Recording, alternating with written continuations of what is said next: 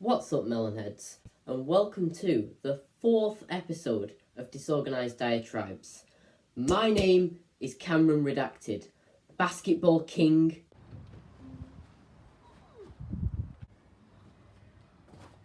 YouTube juggernaut.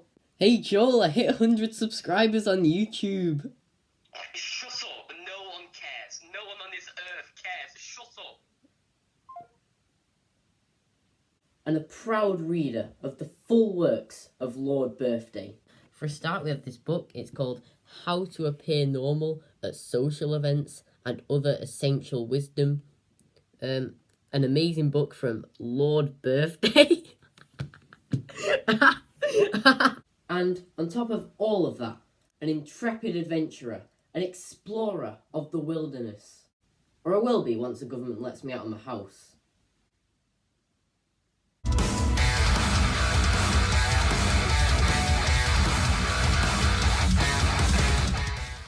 So, unless you're blind, made of paper, or illiterate, you've probably read the title. Disorganised Diatribes 4. Birds that think they're cool, but aren't. And you're probably thinking, ugh, that's one of the weirdest names I've ever heard. And that's coming from a man named Drawhead. And yes, it's a little niche, and confusing, and strange, but I myself am all of those things, so I think I'll make it work. Oh, fair point, fair point, fair point. So, to kind of explain what the title means, let me tell you about pigeons. Now, a lot of people seem to say that they're really annoying, but I personally respect them.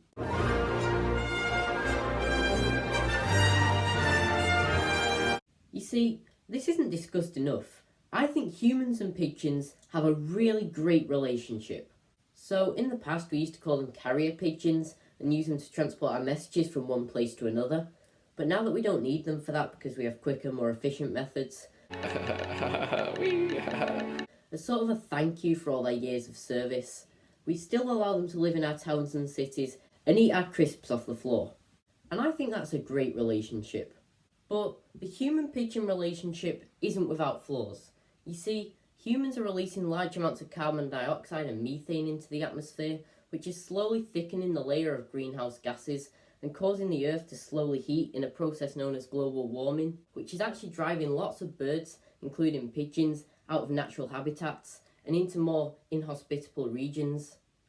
But pigeons sometimes decide to take a dump on our heads, so, friendly banter. It's just a good old love-hate relationship. But the thing I respect the most about pigeons, and it's sort of the topic of today's diatribe, is the fact that they don't think they're superior to us. They sort of accept that they're guests in our towns and cities and that we own them, and they don't try and take territory off us. You see, when a dumb 5-year-old just goes charging into a group of pigeons, they don't just grab knives and decide to fight the 5-year-old. They scatter. They sort of recognise that even if it's a 5-year-old, this is our ground, and they won't try and get in the way of it. And I respect it. But now, let's talk about some birds, as well as other general flying creatures, that aren't as cool as pigeons, that think they're the most powerhouses of the animal kingdom, but they're just not. And we're going to start with wasps. With wasps, it's generally well known that they're just not good people, because unlike bees, using their stinger doesn't really cause them any harm, so they'll just throw it around on anyone that they fancy. But yeah, as I said, it's generally kind of well known that wasps are just mean. So I'm going to talk about a different reason that isn't normally discussed. So unlike pigeons who sort of recognise what is their territory and what isn't, wasps don't. So I've been to cafes before where the wasps will just sort of gang up to sort of claim the cafe. I've literally abandoned meals halfway through because there've been that many wasps swarming around the table that you literally can't even go there. Wasps just think they're cool and they're just really not. Yellow and black works for some animals, but on wasps it just looks ugly. You hear that, wasps? I don't care about your body image, you look ugly. Humans and wasps, we could have got along, but no. They've waged war, essentially. So I was actually inspired to make this episode because one night I was sat on the sofa watching TV, but I just felt something crawling on my ear. And as a person would naturally do, I reacted in a calm, collected manner.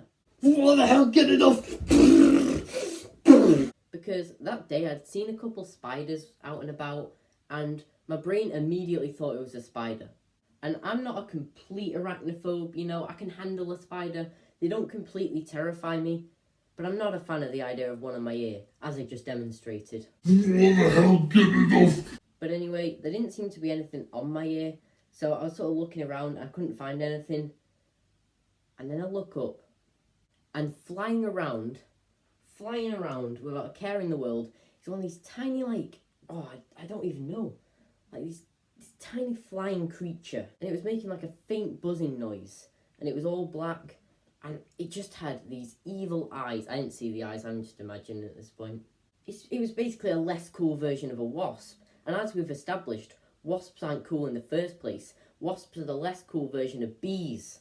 There's just a tier list of flying insect coolness, going down from bees to wasps to that thing that just sat on my ear.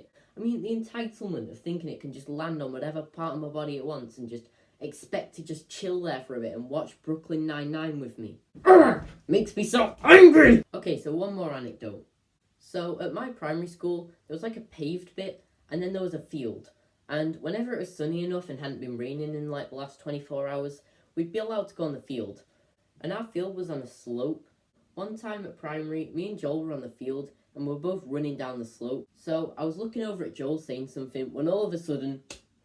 So as I was talking, a fly literally just flew into my open mouth and pretty much just choked me for a second. I mean, there was an initial moment of shock in my 10-year-old brain where I was like, what the hell? I don't remember eating a tiny biscuit. And then there was a moment of, what the hell? Get it off! And I just see like a fly, like dazed, coming out of my mouth.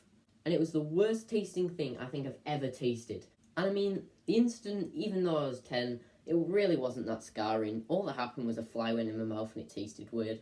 Like, I didn't swallow it or anything, you know, it didn't give me any, like, viruses. I mean, I ate a fly, not a bat. But the bit that I'm not happy about is the absolute entitlement from that fly. I mean, just think about it this way. You know, a tiny fly skirting along, and then a much bigger, like, 10-year-old barreling towards it. But the fly doesn't think, oh, I'll just go around, or under, or over, as it can easily do with its wings.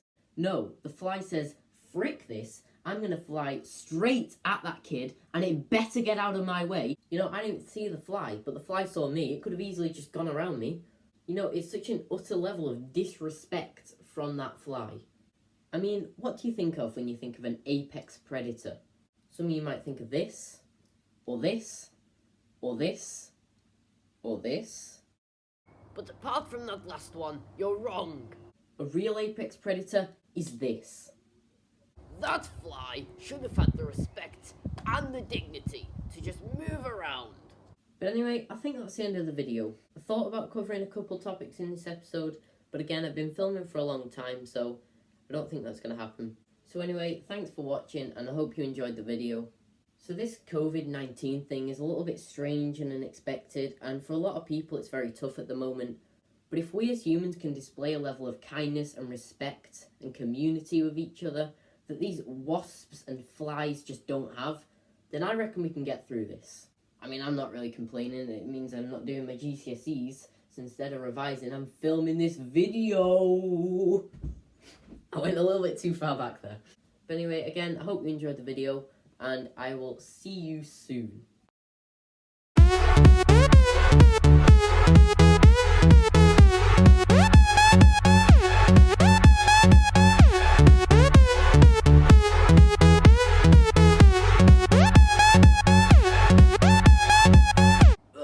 That's one of the weirdest titles I've ever heard in my bloody life.